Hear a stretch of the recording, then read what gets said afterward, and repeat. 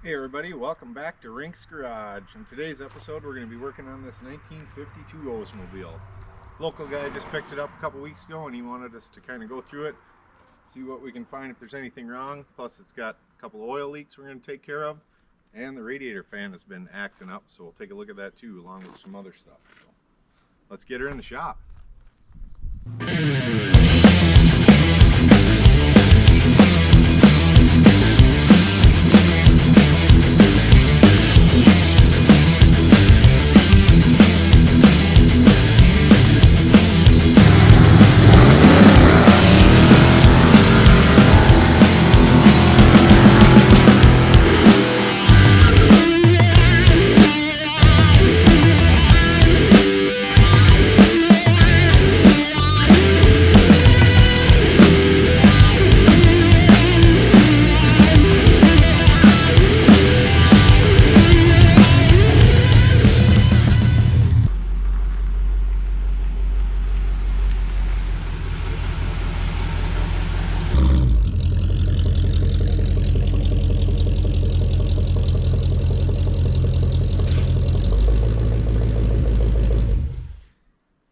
Well, like I said, he picked this thing up a couple weeks ago.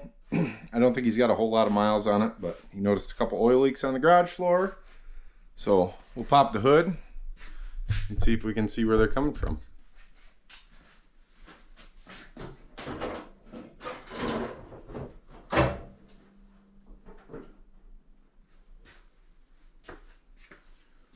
Might need a hood prop. Well, found something to prop the hood open all the way so we can get in there. As you can see, she's been transplanted. It's a 350 crate motor with, I believe, a turbo 350 trans behind it. Pretty clean underneath. Let's grab a flashlight and see if we can see some oil leaks. There's a little bit there by the spark plug. He thought it was the valve covers leaking, which it appears wet all down the side of the block, so that's a very good chance. And then he thought maybe down there on the fuel pump where that bolts the motor was leaking. So he picked up them gaskets, so we'll go ahead and switch them out to start with, and then we'll move on to the next thing. So I'll get the valve covers pulled off and throw some new gaskets in. So as you can see, this one's got the big T-bar handles up top, and it's got some fancy Allen head spark plug holders down on the bottom. So we'll get them off, see what it's got in it for a gasket. Beans it's leaking. Either something happened when it got installed, or maybe it's got the old style cork gasket under it for some reason. But pop this cover off and see what we got.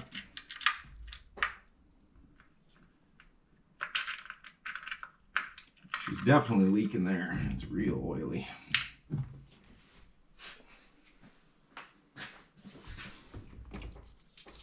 Alright, let's pull her off and see what we got.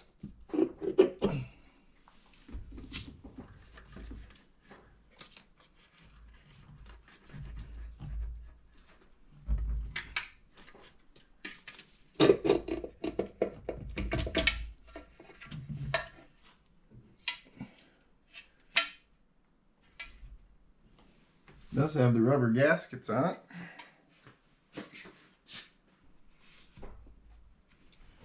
Clean up around the sealing surface. Looks like most of it was leaking towards the back. It does have some oil pooled back here.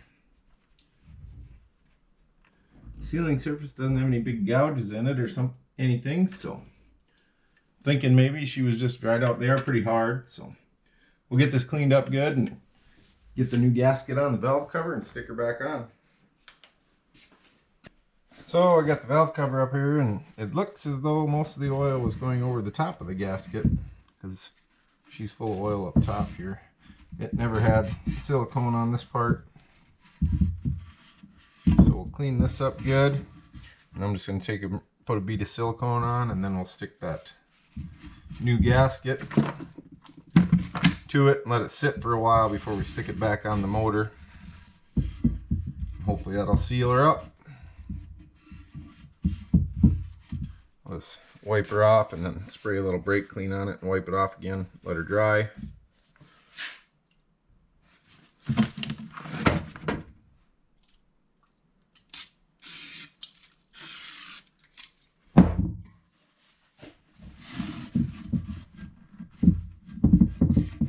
Alright, so we got a bead of silicone on there.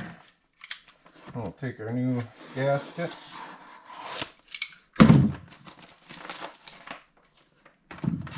Fit him on there. Make sure to go around each bolt hole because that's the most likely place for it to leak.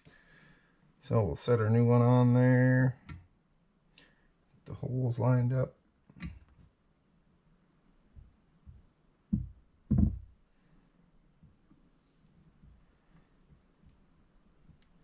Make sure she's sitting in there good. Just give her a little press down. This one does have some ridges on it. You gotta make sure you're not pinching the gasket in. I'll let that set up for 5 minutes or so while I take the other side off. I'll do the same with that and stick them both back on. And then we'll move on to that fuel pump. See what we can see down there. Alright, we got the valve covers all back on. One thing I did notice, so these are like a cast aluminum valve cover. I set them up on the bench and they are tweaked a little bit. So they're not perfectly square. So when I put it back on, I tighten the back one first. Try to get him as tight as possible. Then this one, and then just snug the top ones down, because the motor's running, them lifters are pumping oil up in here and it pools up at the back and there's a hole where it runs back down into the oil pan. So as you're running down the road, there's a pool of oil in the back and that's usually where they leak. So hopefully with the silicone on there and tightening that bottom back down first, we can get her to stop dripping. So now we'll move on to the fuel pump. So on here, she's got a mechanical fuel pump still. As you can see here, there's 2 bolts and then it's got a plate behind that with 2 bolts on the bottom to cover up that. So we're going to change out both them gaskets. So the first thing you got to do is, I don't know if you can see back down there, there's a bolt right here. So we're going to take that bolt out. It's a little short one. Just plug in that hole. There's a pin that drives off the cam that runs that fuel pump, pushes it in and out. So we need to pull that bolt out and put a little longer one and run it in until it touches that pin. Snug it up. That way when you take the fuel pump off, that pin doesn't slide out of there. So I'll pull him out. We'll find a long enough bolt to run back in and snug it up. Then we'll go about taking that fuel pump off. So that's just going to be a 3/8 bolt. Get it cracked loose. Man. Oh.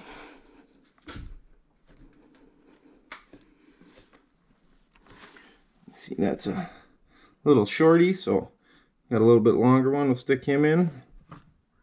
Tighten him up until we feel some resistance and then just snug it just a tiny bit to hold that pin up.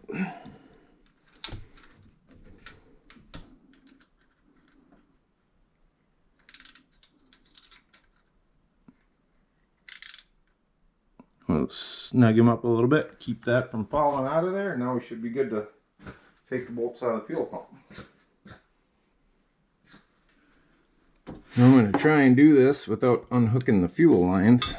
I'm not sure if we'll have enough room to get her out of there or not. See what happens.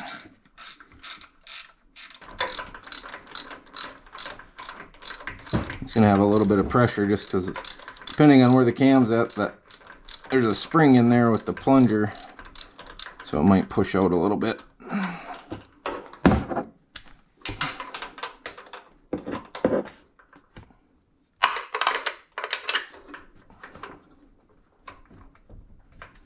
She's pretty tight on the frame, so.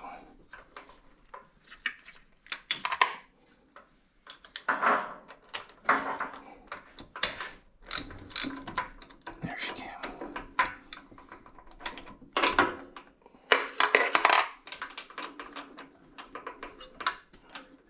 You can get that bolt out without dropping it.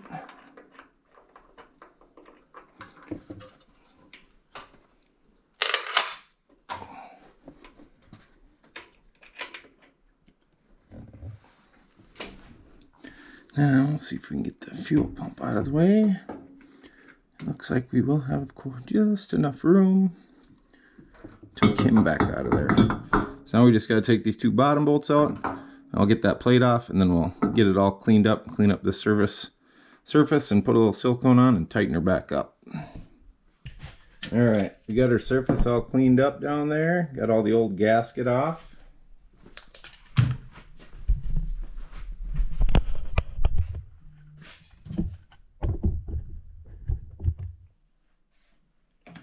So now,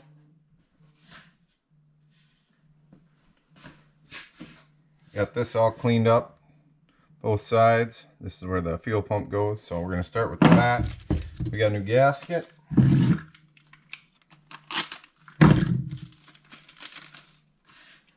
Goes on there. So we're gonna do the same type of deal. Throw a little silicone on there. Stick our gasket on. Another little tip when you're putting that plate back on, as you can see, I put the bottom ones in and then I just stuck these two in, want them in a little bit to kind of center that plate. Then you won't have trouble when you go to stick that fuel pump back on and getting them lined up. So I'll snug them bottom two up, pull them out, and then we'll clean up the fuel pump. Put a little silicone on that gasket on both sides, stick it on there, and stick the fuel pump back on.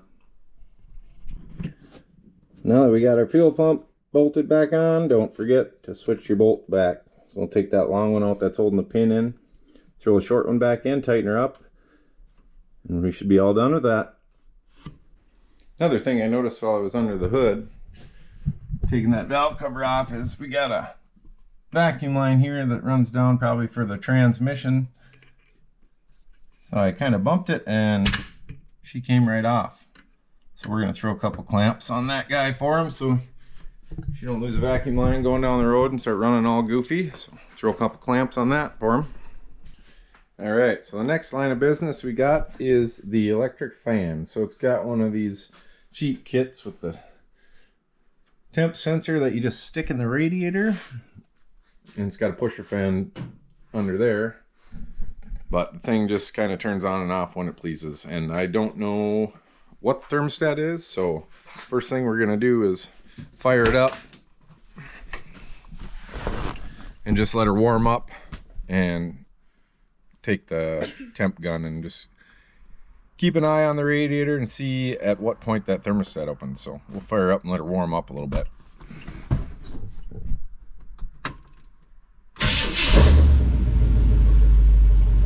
She is a good starter. So basically we're just gonna let her warm up here. I got my temp gun and I'll just shoot down on the thermostat housing. We're at 77 right now. Let her get up to a little higher temperature and keep an eye on that. Throw my hand on the top radiator hose so we can feel when that thermostat opens up and lets the water in. See what temperature we're at, and then quick check the gauge and see what that's reading so we know where we're at. And then I can kind of gauge what we need for a sensor. So I think what we're going to end up doing is getting a new electric sensor, put it right in the block, and wire a relay into that fan so it's a little more consistent, because it does seem to just start and turn off whenever, runs a lot, and I shut it off, and it's actually wired right to the battery. So you shut the car off, the fan will sit and turn on and off for another 10 minutes. So we don't want that. So I'll monitor this and see when she opens up. So we're at about 160 on the block, which is what the gauge reads. 150 at the housing. 144 at the water pump. 147 at the radiator, and that fan's running. Hasn't shut off yet.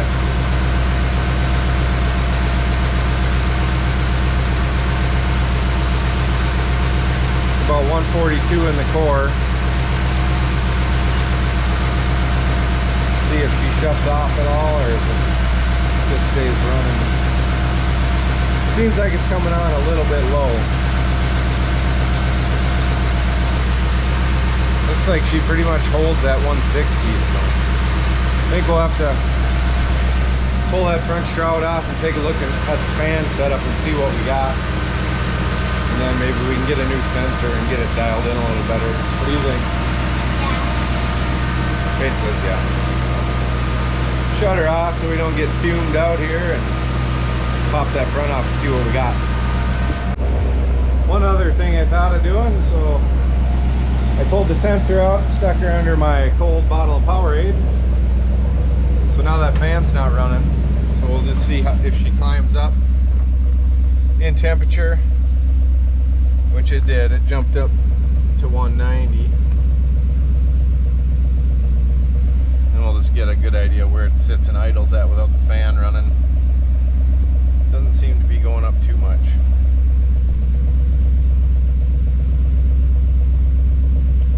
Maybe 195-ish. But I'll let it run for a little bit and just see if it warms up any more than that, and check the motor again, and that'll give us a better idea where to get our sensors set at for that fan to kick in. There she's creeping up a little more.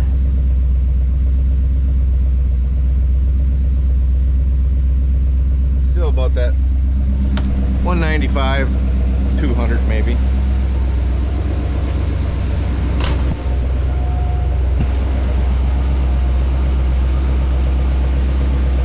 We're about 180 at the motor now, so 181.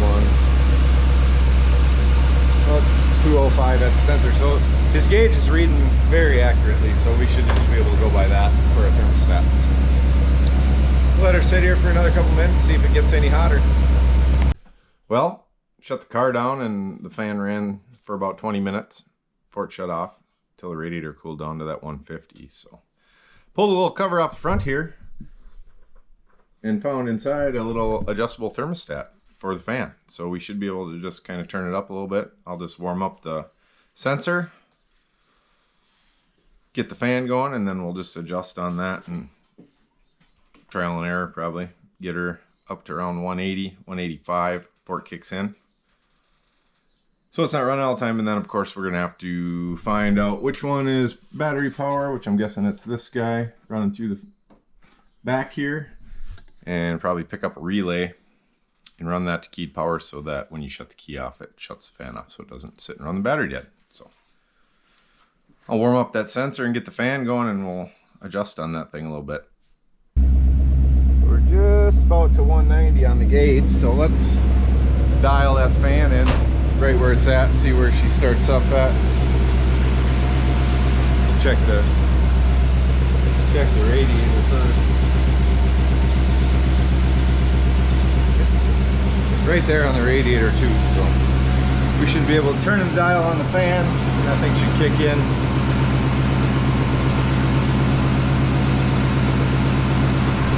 Right there she kicked in.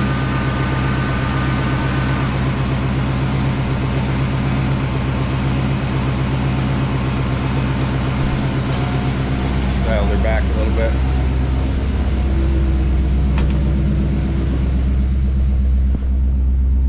So we're right on 190 now. Right there is probably where we're gonna leave her, so now we just gotta do some wiring. Alright, so now that we got our fan thermostat adjusted so it's not running super early, we're gonna want to throw a relay in here so the fan doesn't run after you shut the key off. So basically, we need a keyed power wire, which I could not find under the hood. So I ran one from under the dash, tucked it in the loom with these other wires down here. And then we're gonna unplug the battery power coming into this thermostat right there. And all we gotta do is take our relay. We'll have a ground, trigger wire, which is gonna be our keyed power.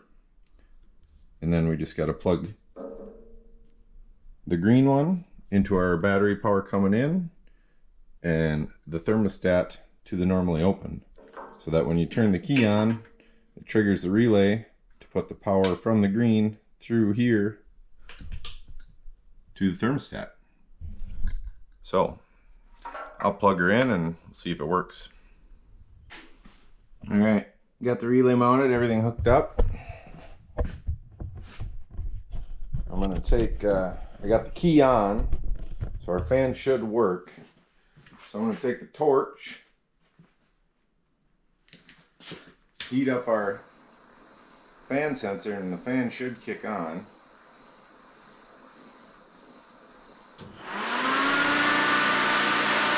Now I'll go turn the key off and you'll see if the fan shuts off.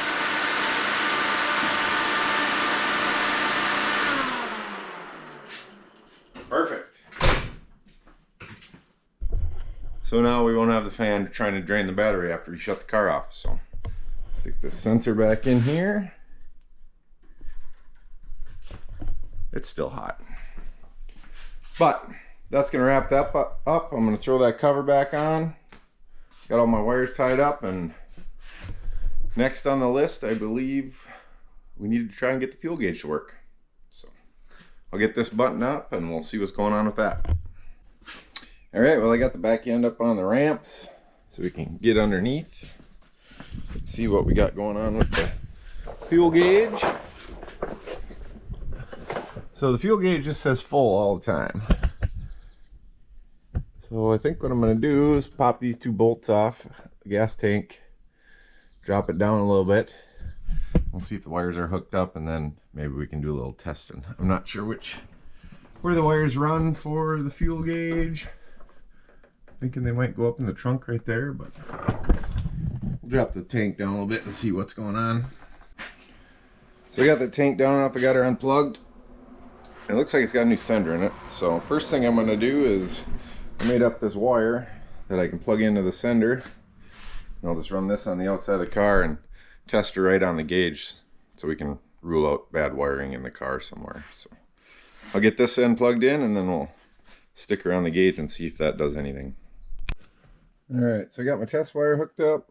Basically we just got from the sender, we got a ground and one from the sender unit. So turn the key on.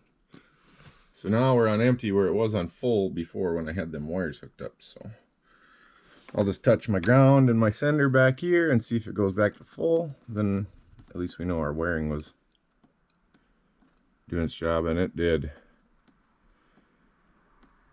So we're getting the same there. So somewhat confident the wire's probably fine. So pull that sender unit out of there and switch it out with this other one and see if that makes a difference. So ended up dropping the tank out because the two senders he sent with do not have the fill on them. So pull this guy out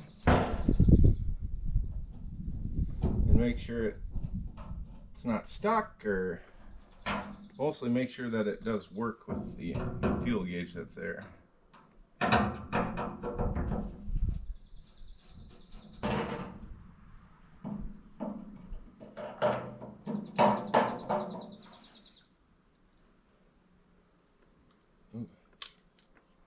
That might have been why. She was just stuck. But we'll test her out anyway. I'll just plug this right into the gauge. So I got the sender out here. Ran into town. Of course, nobody's got one with the pickup tube on it. So one other thing I did find, of course it's stuck. When you can get it loose, I ohmed it out, and empty is low ohms, and as it fills up, the ohms go up. On these other two senders that he brought with that don't have the fill tube, they're opposite. So this one is 34.5 full and goes up as it goes down. So I hooked that up to the fuel gauge and it works. So this one never had a chance. It was going to be backwards, plus it's stuck. So I'm just debating on whether we try and take this one apart and somehow mount it on this to get it to work, or if we just put it back in and see if we can order the right deal. So, well, I decided we're just going to stick it back in for now, and then we'll see if we can order the right one, get his gauge working properly. And I just couldn't figure out any way to attach that other one to this one. So the wire's back on. We'll throw this tank back up, tighten her up, and then we're getting close to the end of the list. So get this thrown up and see what else we got. Well, we got the fuel tank bolted back up in there and hooked back up, got her down off the ramps. So the last thing on my list that he had for me was he's got a CB in the car and he wants to mount this antenna somewhere. Of course, he doesn't want the magnet on the paint, so we're gonna try and make a little bracket here in the back bumper just to come up and sit, so this antenna will just sit right here out of the way. He had it inside the car, but it didn't get good enough range, so we do have a little metal shield in here, so I think I'm gonna pop this one bolt out and see if we can just make a bracket that'll come up, sit flat. We'll just spray her black and bolt her in there, and then we can run that antenna cable up through the car and hook her up to the CB. Alright, we got a little bracket made up. Gotta put 2 bends in her. One there for where it bolts the bumper, that'll go up, and then we'll bend this down, and that's where your antenna will sit on. And then we'll throw some black paint on it and let her dry. Get the CB antenna wire ran, and hopefully she's dry enough by then we can bolt her on. Well, got my piece all bent up, so basically this will go in and catch one bolt, and I had to drill one hole, and that'll sit just like that, hanging over the bumper, out of the way of the, actually it goes like that, should be out of the way of the tail light. Take it off if you don't like it, so we'll spray some black on that guy and run that cable in through the car, and I think we're gonna be done for now. We'll want to take it for a test drive and make sure she doesn't get hot and the fan still works and all that. So I'll get this painted, thrown on, and we'll go for a drive. Well, we got the antenna all mounted up. Bracket turned out pretty nice, looks pretty good, so we should get some better reception with the CB. So I think the only thing we got left is take her for a test drive. Probably gonna do some digging on a fuel sender, see if we can find one for him, have him come back, get that fixed. But I'm sure he wants to go cruising this weekend, so we'll get it back to him. But we're gonna take her down the road, make sure temperature looks good and everything like that. So let's take her for a spin.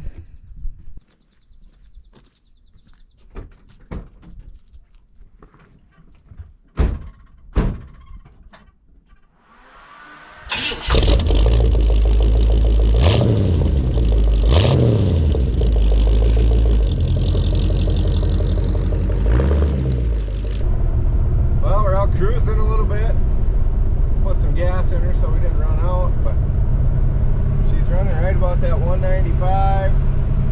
We'll get her on down the road a little more and see if she cools off a little bit. This radiator is probably a little bit undersized. There's not a lot of room for it to get air up there, so other than that, she's a nice old cruiser. What do you think, Peyton? It's cool. It's pretty cool. We'll cruise down the road here a little bit, and yeah, she's already dropped back down to about 190. We're cruising about 55 right now, so take her on down the road, see what happens. Well, she looks like she's running all right and not overheating or anything, so she does cruise nice down the road. But that's gonna do her for this video. What do you think, Peyton? Don't forget to